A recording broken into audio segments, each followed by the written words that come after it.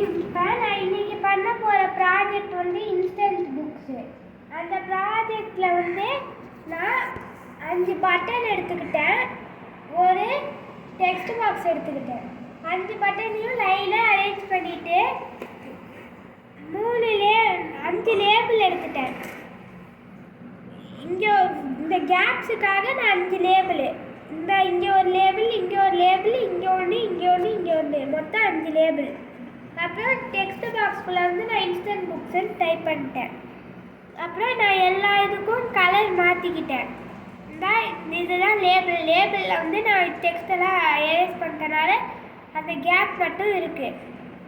இப்போ நான் இந்த இன்ஸ்டன்ட் புக்ஸுக்கு மட்டும் நான் போல்டு கொடுத்துருக்கேன். மிச்சதுக்கெலாம் நான் ஃபாண்ட் சைஸ் வந்து 20 கொடுத்துருக்கேன். இன்ஸ்டன்ட் புக்ஸுக்கு மட்டும் 27 கொடுத்துருக்கேன். நெக்ஸ்ட்டு மிச்ச பட்டன்ஸுக்கெல்லாம் நார்மலானது தான் கொடுத்துருக்கேன். நார்மலாக இருக்கிறதே தான் வச்சுருக்கேன். நெக்ஸ்ட்டு நான் பிளாக் ஸ்க்ரீனில் வந்து மொத்தம்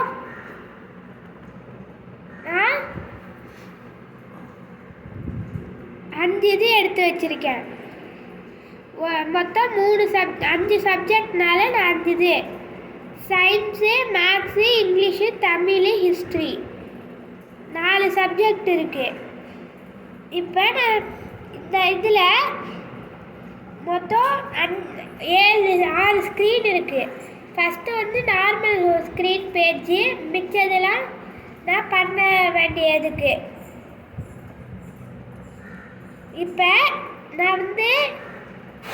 இப்போ நான் இங்கிலீஷ் கிளிக் பண்ணேன்னா ஸ்க்ரீன் 1லேருந்து இங்கிலீஷ் ஸ்க்ரீனுக்கு போய் இந்த யூஆர்எல்ல இருக்கிற இதுக்கு வந்து போயிடும். அது என்னது அந்த இடத்துக்கு கூட்டு போகும்னா வெப் வியூவர் தான்.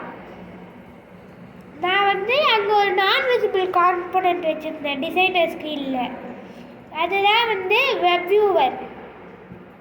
இப்போ நான் இங்கிலீஷ் ஸ்க்ரீனில் தான் வெப் வியூவர் வச்சுருப்பேன்.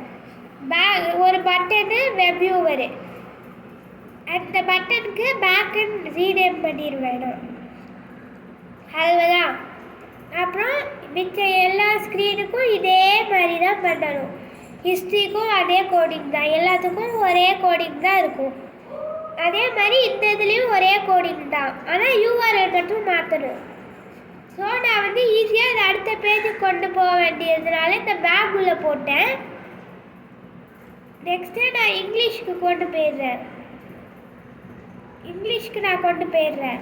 நெக்ஸ்ட்டு நான் இங்கிலீஷ்க்கு கொண்டு போன உடனே திருப்பி அதே இதை நான் எடுத்தால் இந்த பேக்குள்ளேருந்து நான் பேக்குள்ளே போட்டதெல்லாம் இருக்கும். ஸோ அதுலேருந்து நான் இதை எடுத்துக்கிட்டேன்.